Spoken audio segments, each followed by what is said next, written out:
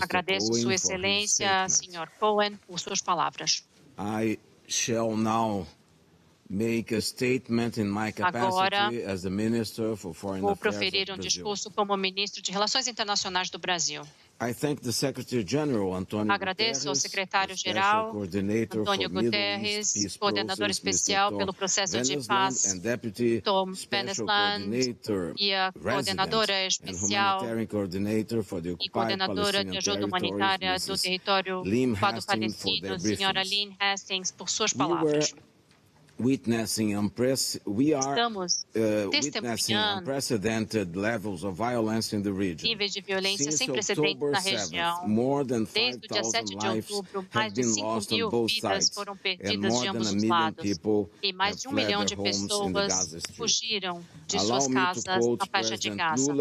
Quero citar o presidente Lula em seu apelo à razão. O Hamas precisa libertar as crianças israelenses que foram sequestradas de suas famílias.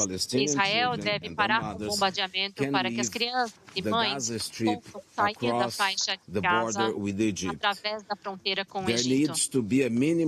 É preciso haver mínimo de humanidade no meio da insanidade da guerra.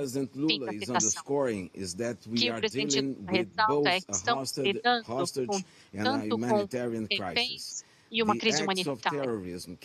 Os atos de terrorismo perpetrados contra civis resultaram em mais de 1.000 vítimas, sequestro de centenas de pessoas, incluindo crianças e idosos. 3 brasileiros foram confirmados mortos, vítimas dos ataques do Hamas.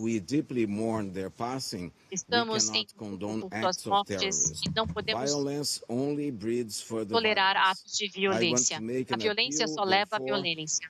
Assim, faço um apelo para a liberação incondicional e imediata de reféns em segurança, em especial de mulheres e crianças.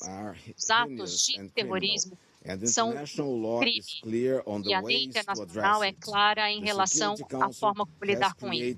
O Conselho de Segurança criou um grupo de normas contra terrorismo. E essas normas básicas e princípios incluem e reforçam, na verdade, o combate contra grupos terroristas. É imperativo garantir o respeito à lei internacional humanitária e as crianças devem sempre ser tratadas como vítimas de maneira consistente com seus direitos e necessidades. O aumento da violência em Gaza também é inaceitável, assim como a demolição da infraestrutura de civis, que resultou na destruição de 42% dos edifícios civis. Não podemos tolerar a perda de mais de 2.000 crianças palestinas. E o poder ocupante de Israel tem o dever de promover a ajuda humanitária. Os eventos vistos em Gaza são preocupantes, incluindo a ordem de evacuação que está levando a níveis sem precedentes de miséria para pessoas inocentes. O número de caminhões com ajuda humanitária que cruzaram a fronteira de Rafah são insuficientes para atender às necessidades básicas da população local. O território continua sem energia, com impacto no trabalho de saúde. Hospitais estão trabalhando além de sua capacidade. O acesso à água potável não existe e muitos estão buscando fontes inapropriadas. Civis devem ser protegidos e respeitados em todos os lugares. Todas as partes devem cumprir com suas obrigações da lei humanitária internacional.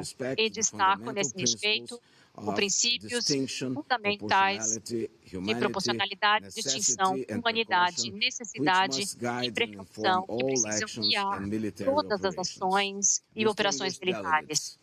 Senhores e senhoras delegados, não podemos perder vista da causa raiz desse conflito: opressão, desigualdade social e econômica, violação de direitos humanos. 2023 marca 75 anos do início do conflito. Há uma falta de progresso no processo de paz entre palestinos e israelenses. O impasse nesse processo de paz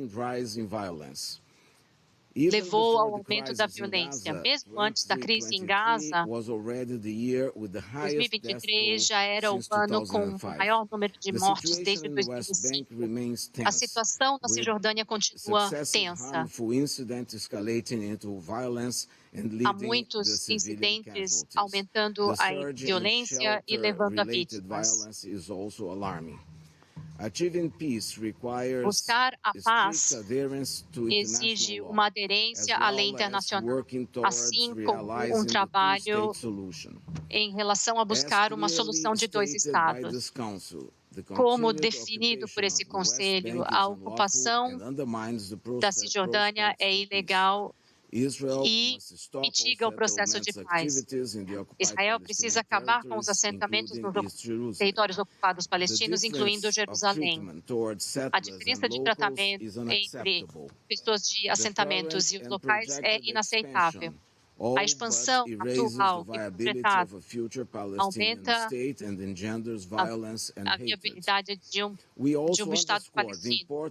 Também ressaltamos a importância de preservar o status quo histórico de locais sagrados em Jerusalém. O Brasil pede que todas as partes exercitem suas restrições e não se engajem em provocações, incluindo o uso de retórica extremista. A reconciliação palestina também é essencial. A reunião buscando esforços de reconciliação entre facções palestinas. Encorajamos as reuniões diplomáticas para buscar um processo de paz. O Brasil reconhece o trabalho humanitário em direção à população de refugiados palestinos e também reconhece a morte dos trabalhadores da ONU. Nosso comprometimento à UNRWA se reflete em nossa capacidade de manter a presidência até de julho de 2024 a julho de 2025. Excelências, o Oriente Médio há muito está imerso em conflitos. Esses conflitos levam a muitos sofrimentos, perdas, dificuldades e falta de esperança. Eles também desestabilizam a região. Agora vemos o risco da crise em Gaza se espalhando por outras partes da região. Em meio a todos esses desafios, a diplomacia e o diálogo continuam sendo nossos ativos mais poderosos. A disputa entre Líbano e Israel foi encontrada com paz através de negociação, assim como o acordo entre o Irã e a Arábia Saudita. O estabelecimento de relações diplomáticas entre os países árabes e Israel mostram vontade de cooperação. Tais empreendimentos trazem esperança e paz para a região. A Liga de Estados Árabes tem um papel essencial nesse contexto, com seu trabalho incansável para mediar e promover o diálogo entre partes em conflito. Senhoras e senhores, o Conselho tem uma responsabilidade crucial para promover uma resposta imediata para a crise humanitária. A reputação da ONU depende dessa abordagem, dessa crise atual. Desde 2016, o Conselho não conseguiu aprovar uma resolução em relação à região.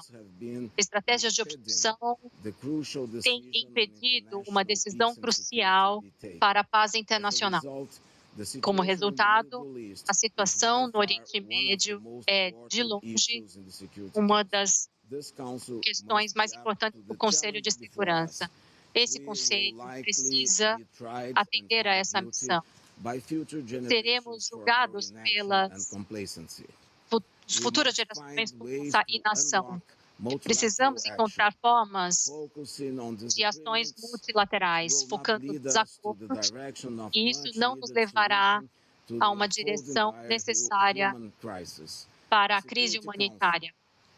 O Conselho de Segurança não deve evitar sua responsabilidade para pedir a liberação de reféns levados de suas famílias, assim como seu bem-estar e tratamento humano.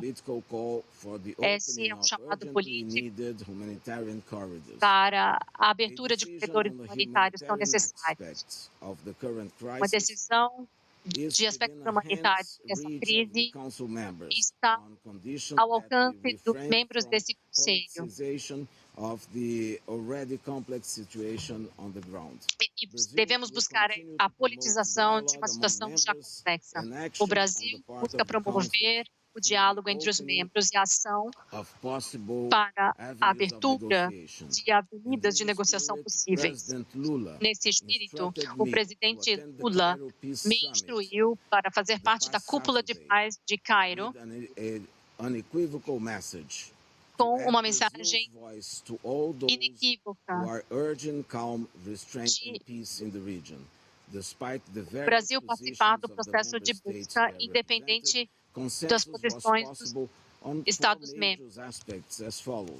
O consenso foi atingido em 4 aspectos: o fim da violência, a implementação do cessar-fogo, o estabelecimento de corredores humanitários e o apoio de uma solução de 2 estados. Com o sofrimento, precisamos que todas as partes vejam suas necessidades através de novas lentes, com uma perspectiva de longo prazo. Precisamos de soluções, não importa a dificuldade política. Um Oriente Médio com paz e prosperidade é em benefício para todos nós. Muito obrigado.